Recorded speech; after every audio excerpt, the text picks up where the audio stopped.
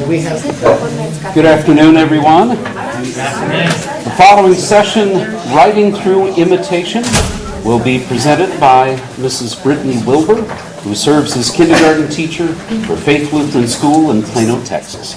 Please welcome Mrs. Wilber.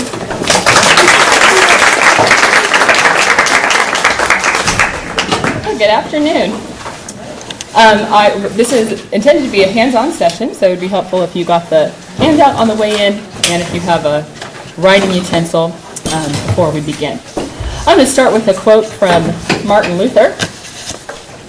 Some think that the office of writer is simple and easy, that real work is to ride in armor and suffer heat, cold, dust, thirst, and other discomforts. It is always the same old story.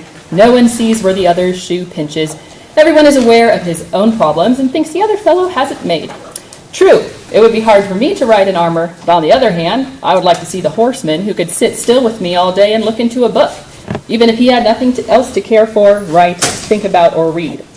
Ask a chancery clerk, preacher, or speaker whether writing and speaking is work. Ask a schoolmaster whether teaching and training boys is work. The pen is light, that is true.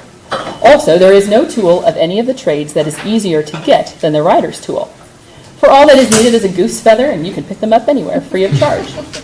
But in writing, the best part of the body, which is the head, and the noblest of the members, which is the tongue, and the highest faculty, which is speech, must lay hold and work as never before. In other occupations, it is only the fist, or the foot, or the back, or some other such member that has to work, and while they are at it, they can sing and jest, which the writer cannot do. They say of writing that it only takes 3 fingers to do it, but the whole of the body and the soul work at it too. So I chose that quote because I think that it does take a lot of effort for us to train up good writers. And then I was thinking about this in light of, I got to hear Dr. Manoj yesterday afternoon, and there was a little conversation about AI and the challenges that it presents and how it is dehumanizing. And so I liked that this ends with that the body and soul, the whole of the body and the soul, work at writing. And so I hope that today is a positive, maybe, response to some of the things that are going on in AI, where we can provide our students with a way to work creatively within a structure and give them the tools that they need to work hard, and develop their minds and participate in something that is truly human. So that's what I'll be talking about a little bit today. I don't know that I would have many who disagree with me when I say that in order to write well, that we need to have our students reading well-written works. And so for me, in the classroom, when Pastor Kane introduced me, he said that I was a kindergarten teacher, which I will be in August. I've taught 5th through 8th grade for the past 15 years, and so that's why the people that you'll see look a little bit bigger than kindergarten. One of our daily activities is to recite poetry together, and so this is the first poem that we recite in my 5th grade classroom that we have done. Let me see if I can get it to play. It might not play.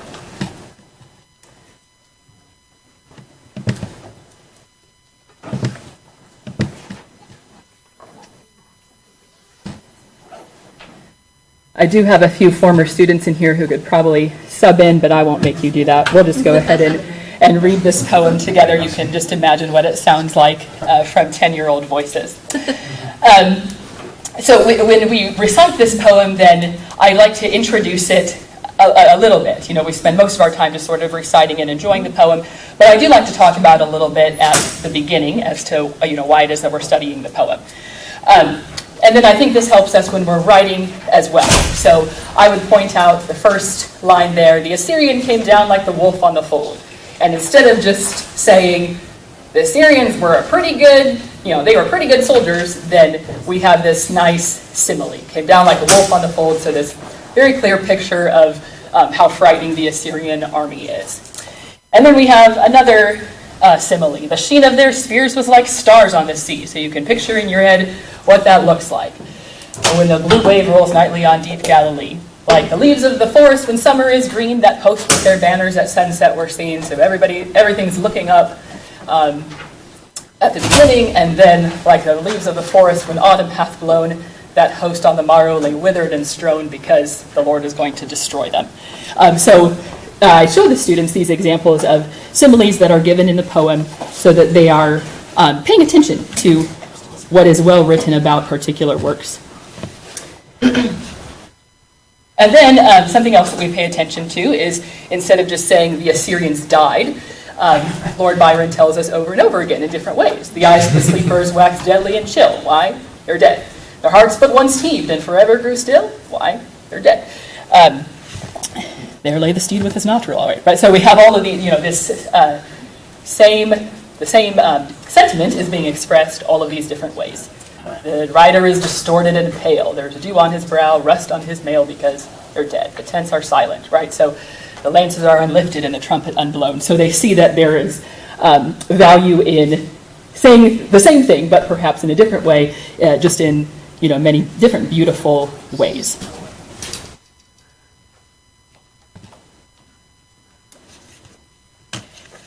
We do a variety of poetry throughout the year. That was just one example that I do like to stop and explain that. They're in 5th grade, so we don't spend a whole lot of time dissecting the poem a whole lot more than that. My main purpose is that they would learn to enjoy poetry, but I do kind of want to draw their attention to what it is that is beautiful.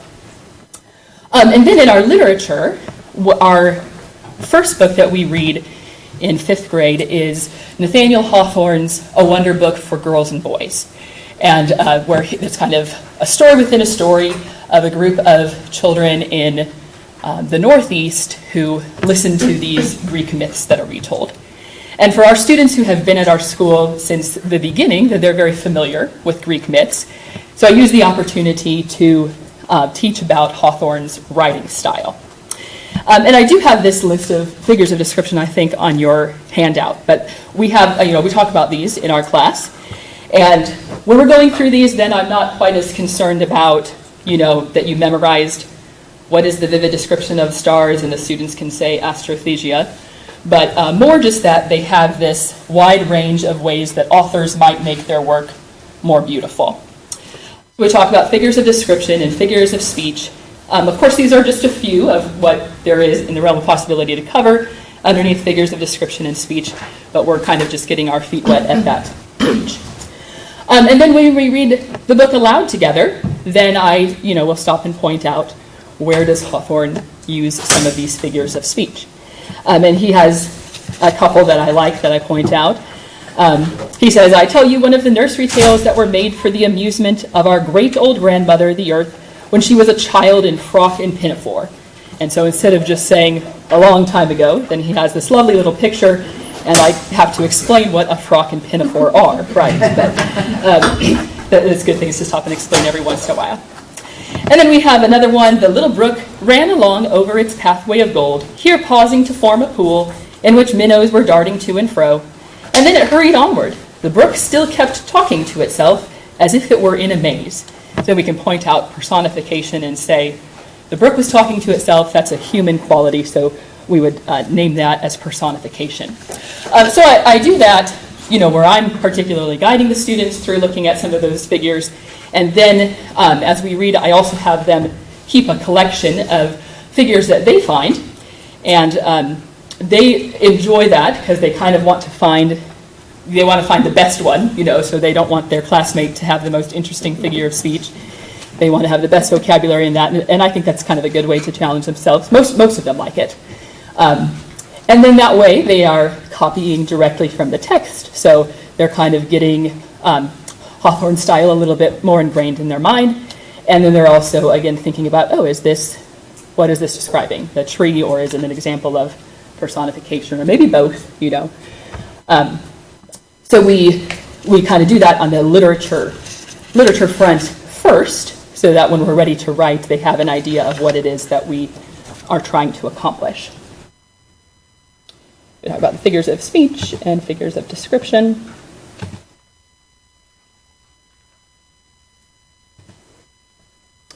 Okay, and then today for our exercises, I'm going to be going off of a class that I got to take at the University of Dallas, where we used a few of these texts. I included the titles on your sheet, and if you care to look at any of them, I'll keep them up here if you want to. But these both kind of emphasize different ways to practice figures of speech and description, And like any exercise, one of those things that students get better at with daily or frequent repetition. So kind of something that can end up being sort of a quick exercise at the beginning of a class to do. And then the other book that we studied was, this is the professor who I had, who's the author, Gregory Roper, that the title is Imitating Your Way to Better Writing. And he goes through a number of exercises where he highlights different authors, a variety of different genres, from Cicero to James Joyce, and he gives these different exercises, one of which we'll do today, and kind of explains how it is that you can imitate it. So it's kind of a fun thing to go through as an adult, but also I think you could choose parts of it to use with students as well, particularly some of the older students. So our first practice then that we'll do is to write some figures. And I'd like to think about dendrographia, the vivid description of a tree, and think about if we can write some examples of what that a vivid description of a tree looks like. So I wrote down a few examples. These are just mine, right? And I did this as if it's several different trees that I'm looking at, right? The big bold oak graciously allows a few sunbeams to fall through its leaves to the dirt floor below. The leaves of the monstrous maple shone like emeralds in the morning light. The tree's branches were arranged just so, and they beckoned every young child in the neighborhood to climb up and sit a while. And the perfect pines clustered together in the manner that a gaggle of girls gather to chitter-chatter. So those were some maybe show a little bit of personification, and they beckoned. Shone like emeralds has a little bit of simile in it. My students know that if they want to get a little gold star, that they should throw in a little bit of alliteration, perfect pines. I like that personally. So our exercise today, to begin with then, will be to write 5 to 10 figures of speech about a tree on a perfect summer's day. So you can kind of think about that, and maybe you would think about your different senses, right? What does the tree look like? What does it smell like? What sounds may you hear? What does it feel like? You don't have to eat the tree. That's a 5th grader would ask that. Are you telling me to do that? No. But there might be maybe a fruit tree that you could kind of associate a taste with and so forth. So we do this in a way where I would give my students time to do this on their own so they can generate some ideas. And then we would talk about them all together in a sort of brainstorming session. And so I'd like to try the same thing today, where you take a few minutes to jot down some ideas, and then we'll take a few minutes to share with a couple people around you. So I do think that there's value in seeing good things that other people produce, just as we're trying to train students' minds on what is beautiful and what sounds lovely and that kind of thing. So I'll go ahead and give just a couple minutes to have some space there on the handout if you have it to write. And again, it doesn't have to be, there aren't too many rules about this, so it could be a tree up here in Wisconsin, or it could be a palm tree down in Florida, or a little more warmer perhaps. It could be at Christmas time, or all three if you want to write about 3 separate different places. So take a few minutes to work on that, and then we'll see what everyone has. Can you go back to that slide before that had the example?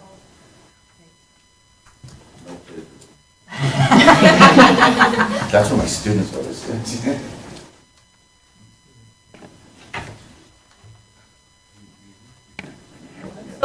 So the parts of speech, the arrangement of the parts of speech don't matter too much. No, not in this exercise. Right, okay. Yeah. Does anybody need a copy of the?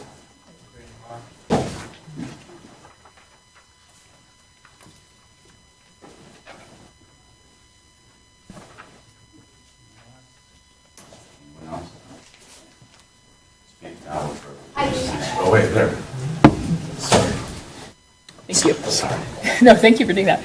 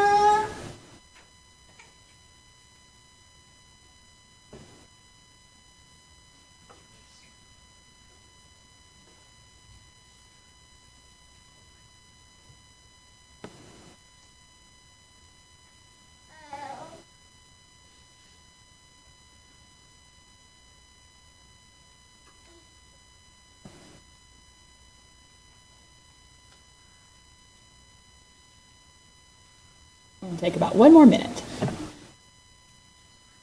I know, I'm sorry.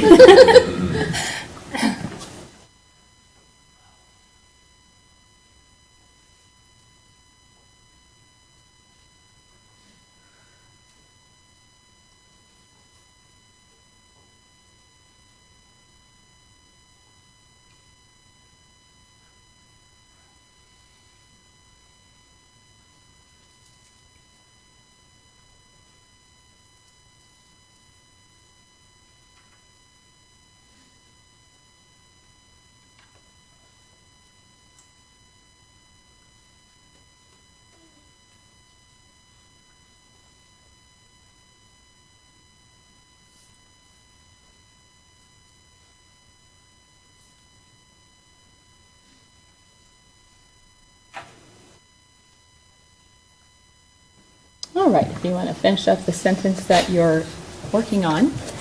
And then if you want to find a person or two to share with, you could share your favorites. If you didn't get 5 to 10, that's okay. You can share the ones that you like.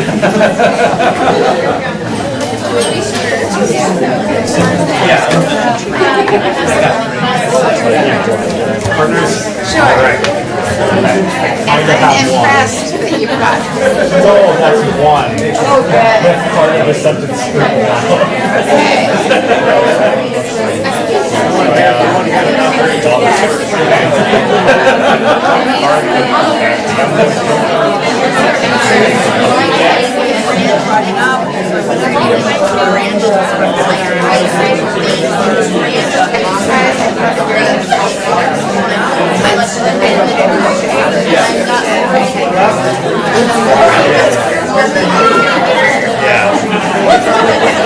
Yeah, I know. I felt like that. I felt like I did.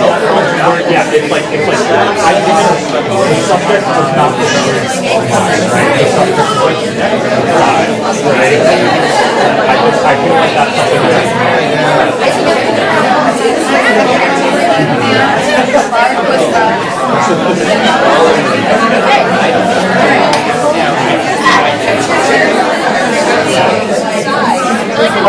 yeah, at least there was the actual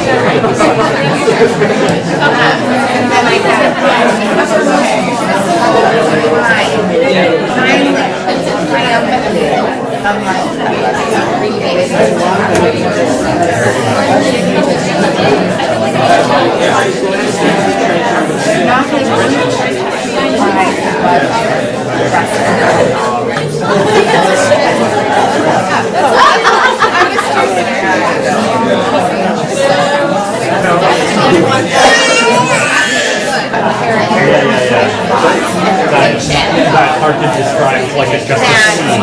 Just the description. Yeah. What are you doing? Oh, okay. You know?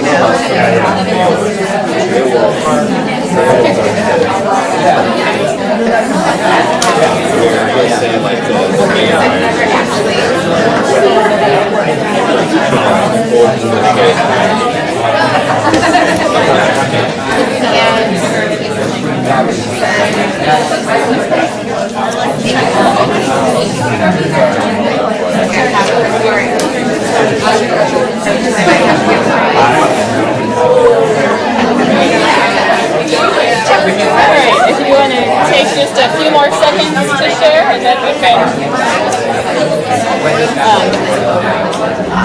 Put our attention back up here for a little bit. For the next exercise.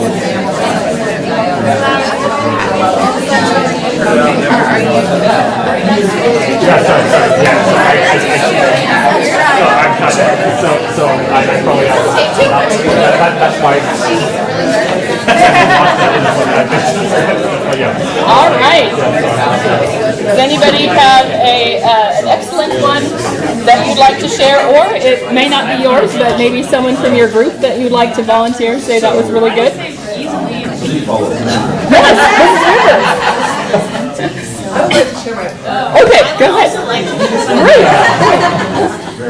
can't do it back to me. All right, I'm gonna. Would you do yours for that? Okay, so I have the lonely pine held its ground, standing straight against the blue sky, not knowing it was the destination point for the weary travelers.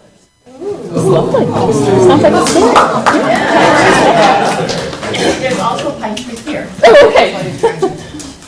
The proud pine stood haughtily at the edge of the glen, knowing that the fluttering green that danced before him would not endure when the sun grew cold. Yeah, lots of personifications. I love it. Good, okay. So anybody else before we press on? We don't have to. Yeah, it's a really good one. Okay. I'll read it, Okay. because I copied it as well to later imitate. Okay, yes. So, the ancient squirrel house groaned under the weight of its latest pilgrim. Oh, yes, that's good. I like that. And I've done that with my students too, where we'll usually write, some of their good ideas up on the board. And I do tell them if it's not a good idea. I do say, that sounds a little weak, or kind of our rule is if I would hear it done in preschool, if it's a word that they know in preschool, we try to kind of see if we can find something more vivid in 5th grade. But then if there is a really good phrase, or what was that, the squirrel's house? The squirrel's house. Yeah, yes. If there's something good like that you really like, then we put some of those things up on the board so they can be borrowed or imitated or kind of combined with other ideas. So that's an exercise that we would do with a variety of different figures, and sometimes I would do that in a context of a particular book, or a work that we read, maybe talk about this tree that's in a particular book, or we may take a little stroll in our yard outside of school, and maybe we would observe for a little bit and then have this activity inside. Okay, then for our next imitation, this is one that comes right from Dr. Roper's book. This is Charles Dickens and his description from Great Expectations of Magwitch. A fearful man all in coarse gray, with a great iron on his leg. A man with no hat, and with broken shoes, and with an old rag tied round his head. A man who had been soaked in water and smothered in mud, and lamed by stones and cut by flints, and stung by nettles and torn by briars, who limped and shivered and glared and growled, and whose teeth chattered in his head as he seized me by the chin. What's that? I said there's no verb. This is just all fragments. Yeah, it is kind of an interesting, I know I've heard debate about that, about, whether or not you should have students imitate that before they're kind of completed their grammar. You have to know the rules before you break them. Right, so I know that there's discussion on that, and I know the number of times that I've said you need to write that in a complete sentence, so maybe I'm working against myself. But I'll show you a few things here. These are imitations that some 5th graders have done. We read a children's version of the Canterbury Tales, and then as we meet some of these bright characters, then we work on writing these imitations. So this is, we do kind of a little bit of a brainstorming session when we're working on this, but then this is the actual work of a 10-year-old. So I think you can see how these turn out to be nice little descriptions. This is of the Widow of Bath, a jumbo lady all in bright colors, with a giant distaff sheathed at her side, a woman with no rags and with shoes laced with golden string, and with a bright bonnet round her head. A woman who had been enticed by meat pots and drawn in by calories, and enchanted by cattle prod, and widowed by 5, made uncomfortable by travel, and loved by Harry, who shouted and nagged and ate and argued, and whose exquisite eyes gleamed as she held my hand. And then this is the partner from a different student. An eerie man all in pitch darkness, with a chin as sharp as a sword. A man with no color in his skin, and with a bony body, and with fake relics in his pocket. A man who had been bullied by school children and kicked by his mother, and befriended by the summoner, and rejected by the people, and loved by the priests, who collected and tricked and stared and frightened, and whose knuckles cracked as he spoke to me.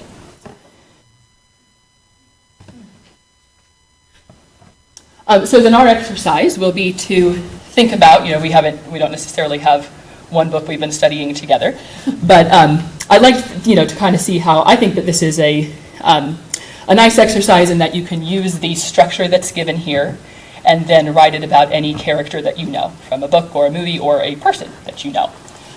So then I would discuss this structure with the students, and then here we do get to talk about a little grammar. So I would say, that we start with an adjective describing the man, a fearful man. So then when you're doing yours, then you would say, what's one word I would use to describe the person I'm talking about?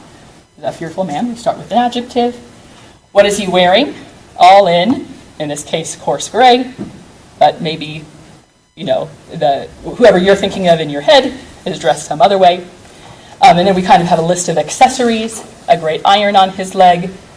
Doesn't necessarily, when you're writing it, doesn't have to necessarily be his leg, but, what accessory may he have? A man with no hat, and with broken shoes, and with an old rag tied around his head. So again, we're thinking kind of head to toe.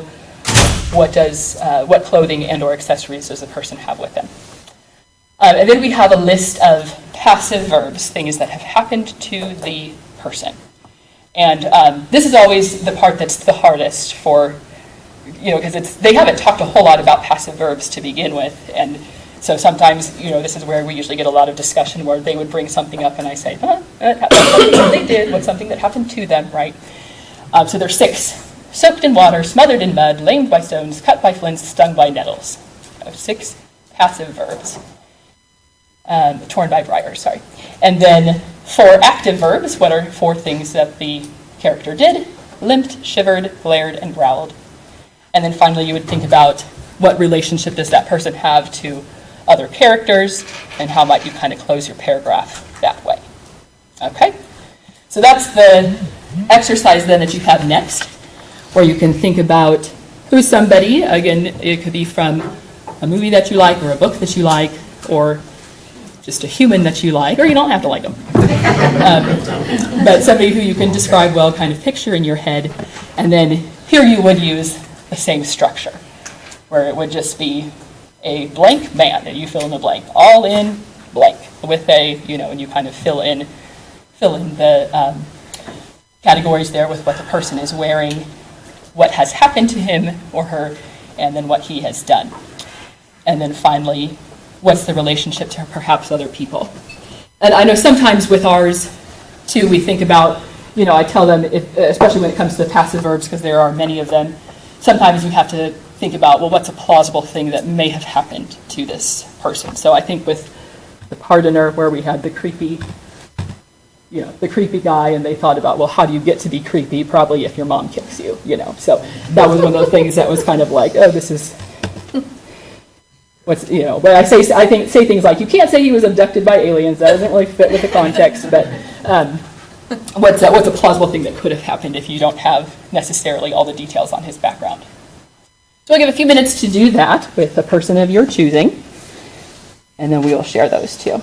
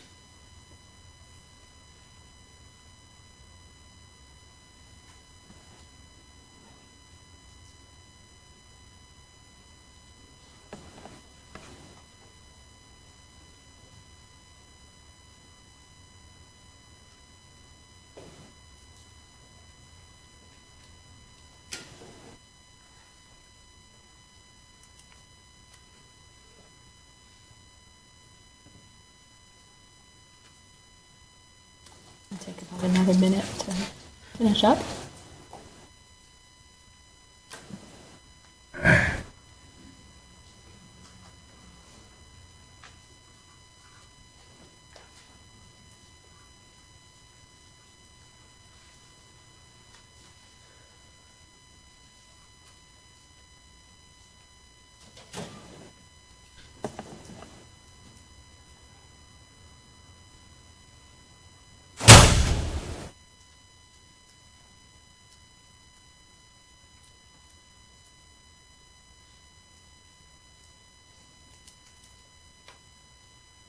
All right, if you want to go ahead and share with one another again what you have. If you like got part of it, or maybe we're missing a few things in the middle, I would just say go ahead and read what you have to one another.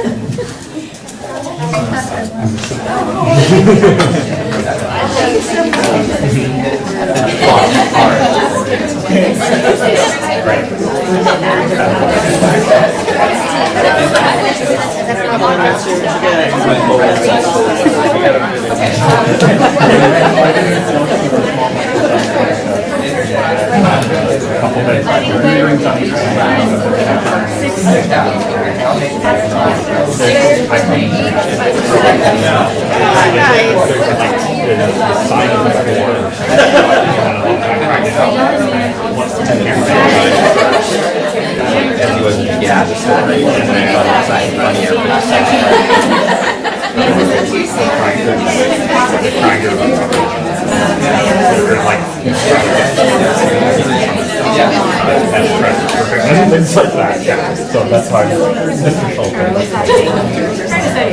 We're trying to go for that.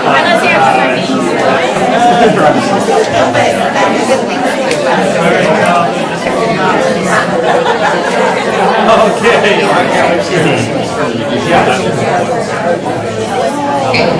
I changed what it was. I thought it Because there's a time when there's time. There have been funny things like this.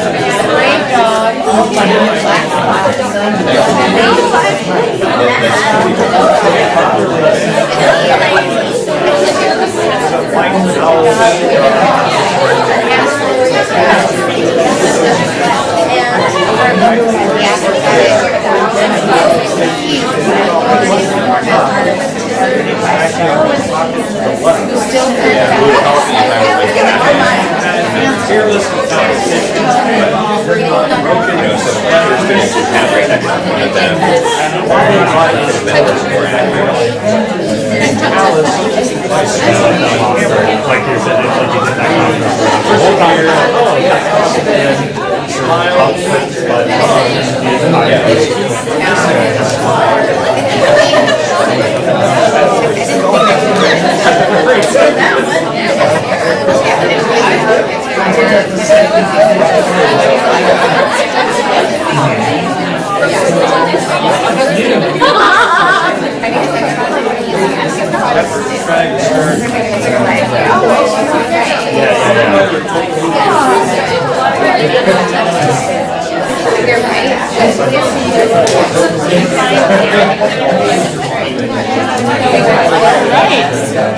Let's come back together again. And are there any good ones to share? Yours or somebody from your group? Share? No willing volunteers to start? Yes! My partner would love to share. Okay. Okay, so I didn't really do a person. I went after an object to kind of respond quite a bit. Okay. A well-loved bear covered in matted brown fur with a colorful patch right beneath his arm. A bear with loose threads and limp arms and with a crooked ear upon his head. A bear who had been aged by time and softened with love and wet with tears and filled with hugs and torn by rough play and stained with spaghetti. Who sat and watched and waited and collected dust, and whose beaded eyes seemed to smile as I finally picked him up once again. Oh, I love that.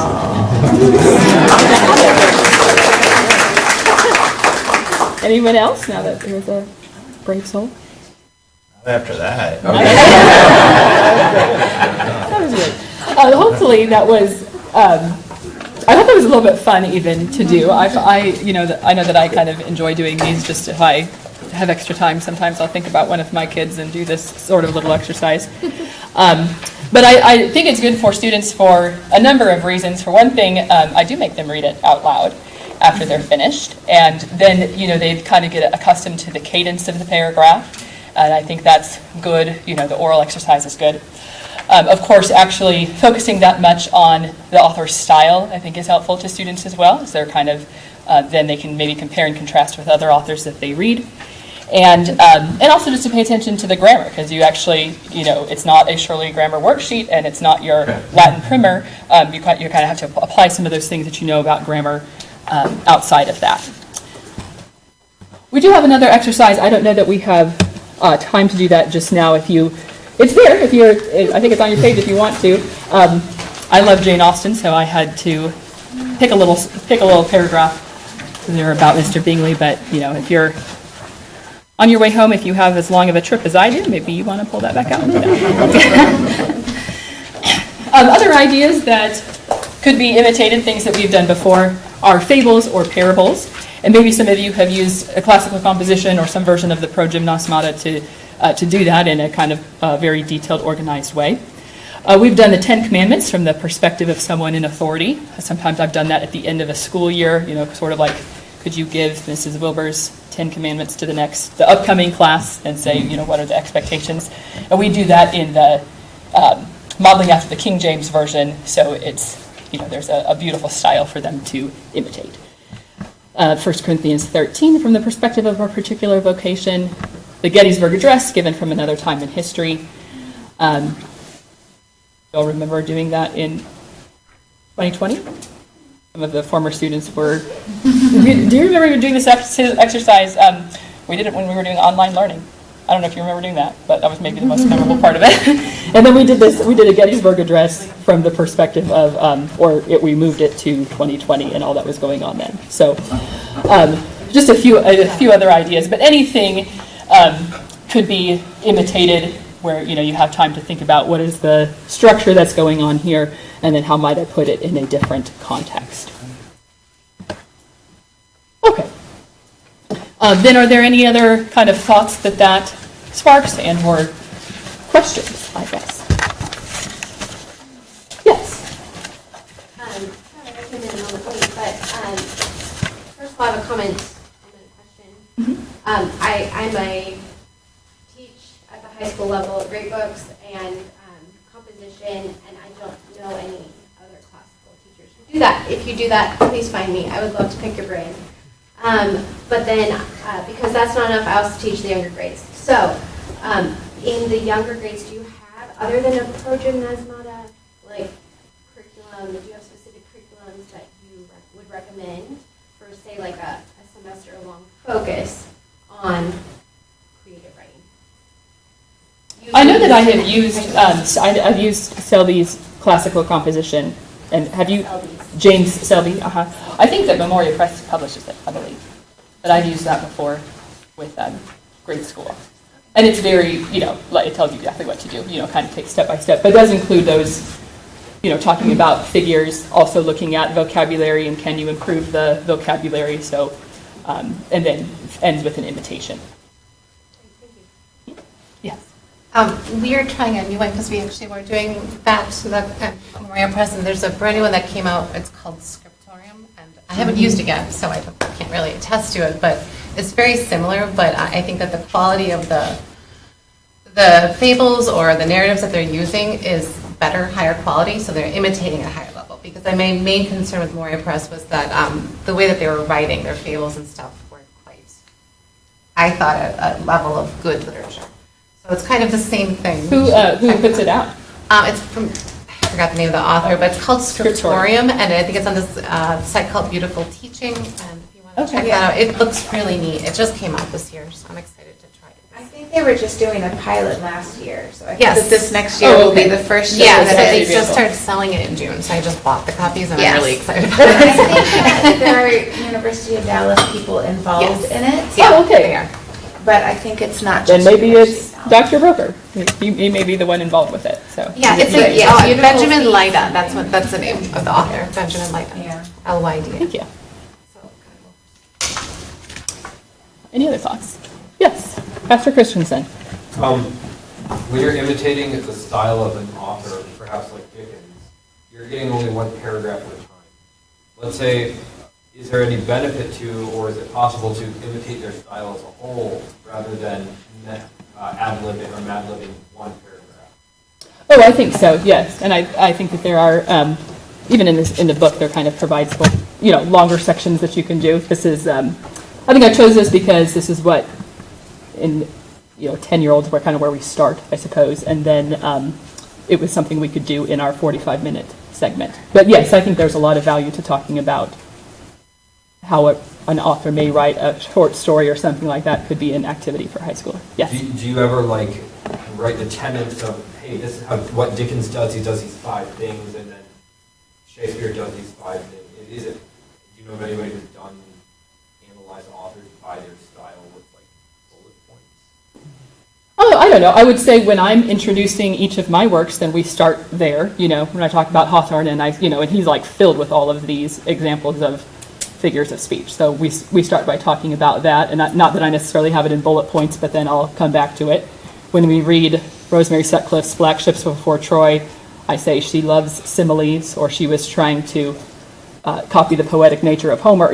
So yes, probably like by each book that we read, I talk about a few aspects, I guess, of the author's style, if that's what you're talking about. May I comment on that? Yes. Are you familiar with the different levels of Pogonismata, where like Logos has a whole series where it starts out as fables, but eventually you get to entire pages of Greek myths or Roman myths or something like that, where you imitate the style for very lengthy times, much more than paragraph, like up to 10 to 12 paragraphs. Thank you. By Logos? Logos Press. Okay, thanks. That is a CCS, but that's the school that Doug Wilson started. But he didn't write that. Yes. That was kind of a question, but how do you go about grading your composition assignments? 'Cause I know that's something that's pretty time consuming, like rough draft, final draft, but do you have any helpful tips? Yes, they would have a rubric that says you get so many points for if your writing is beautiful, for like handwriting, for if you follow the directions, if you used you may have to use 2 figures of description in your paragraph. And then spelling and punctuation, so a certain number of points assigned for each thing, and then it does kind of make it faster to go through and just assign a number of points for it. So I guess the way that I have done it is that on an assignment like this that's just a paragraph, I would say one rough draft, I'll check it, and then you write your final draft. If you didn't pay attention to my marks, then that's on you, kind of a thing. On something like our research paper that's not an imitation, but a writing assignment, then I want for it to really be perfect when they turn it in. So I might let them do multiple drafts, and it's kind of, if you didn't pay attention to what I said the first time, then that's why you need to redo it. So I would say that I kind of vary it based on what my goal is with each one. You give the kids the rubric, yes. So they have that on hand. Okay. Yes. For an exercise like the ones that we just did, do you repeat them like in the 5th or 6th grade level? Yes, so like with the one that I gave for the Canterbury Tales, as we did, so they probably, I don't know, if we read like 5 chapters of the Canterbury Tales, then they did the same exercise each time through. So, I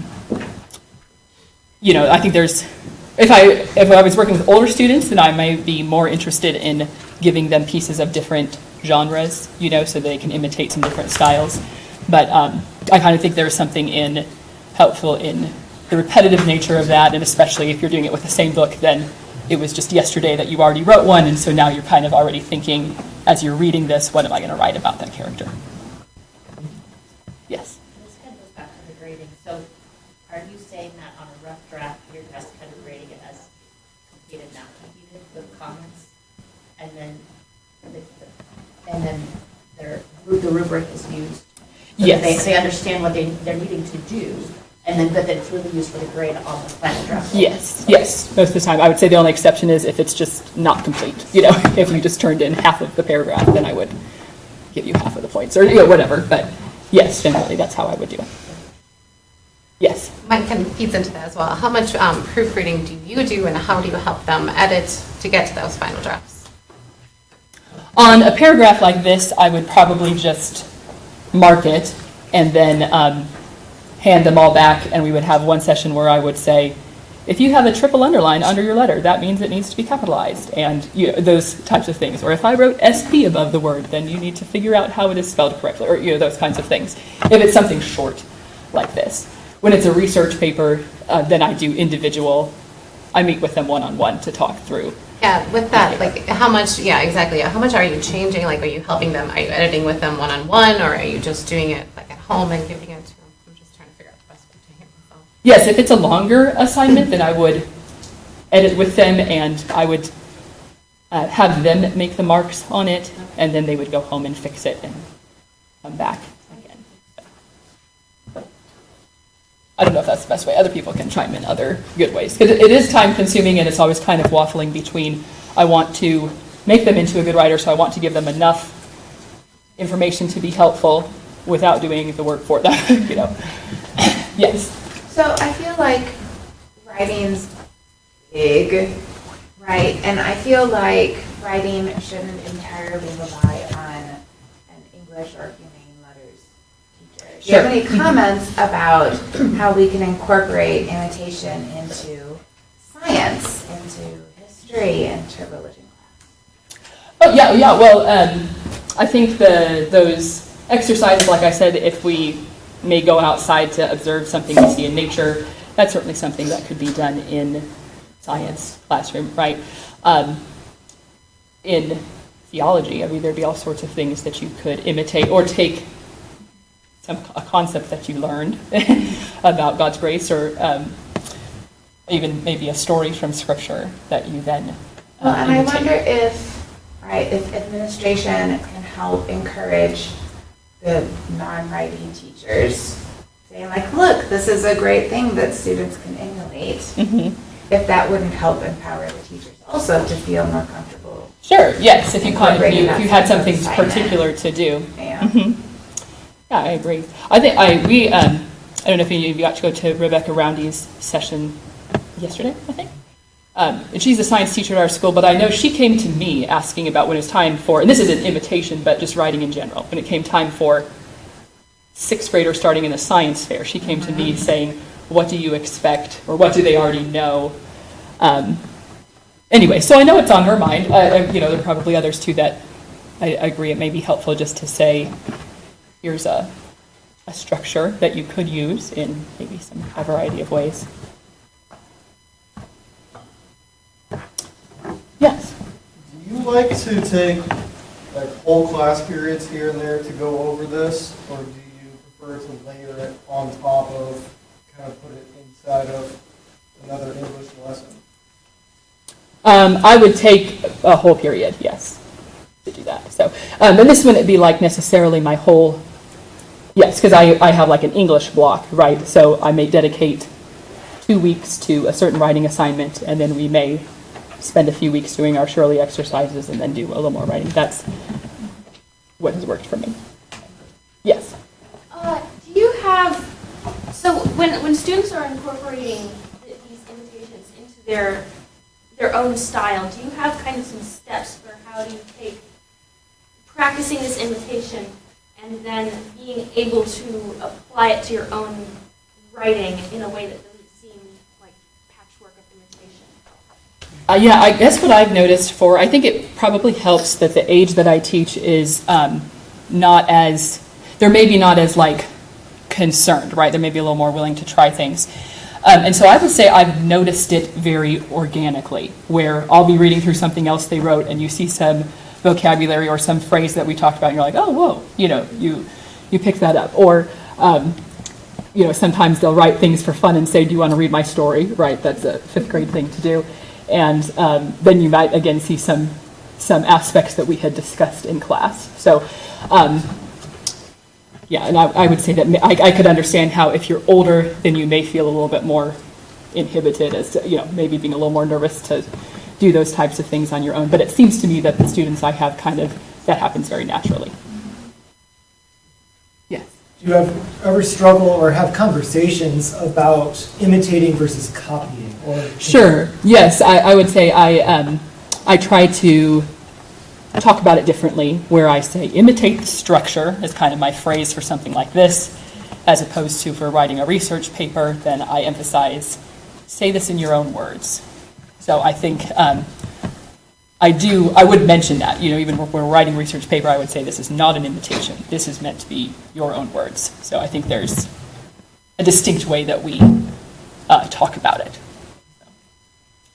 Yes. You're going to be teaching kindergarten next year, so you're not going to be doing any of this, right? Or are you going to somehow put this into something in kindergarten? I have thought about, of course, I think probably kindergarten, the exposure part is important. So we would certainly do poetry, even a lot of those things that we just do for the sake of teaching our children the faith, like singing good hymns, gives them a lot of good vocabulary and beautiful figures to think about and so forth.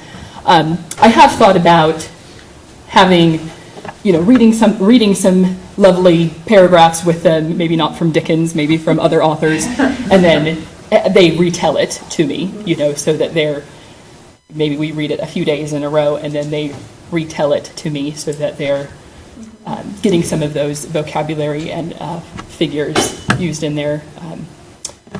They can get used to speaking them. And then I had also thought about, because they're not writing yet at kindergarten, that maybe we would draw some things. If we have a lovely piece of poetry, then I might take a line. If we have a description of a tree or something, you draw what's there. So that's all I have. Otherwise, anybody other ideas I'm willing to take about kindergarten, because I have been thinking about how you do that. But I guess I think probably mostly I would want to expose them, because there is something to letting the children enjoy beautiful things without pulling it apart. I think there's something to that too. But I'm willing to be corrected by somebody who's taught kindergarten before. Well, by the end of kindergarten, you are doing copywriting, and so if you have the sentence, they can copy the sentence. So that's, they're at least exposed to the model. Right. Yes. Yeah. Okay. Well, thank you very much.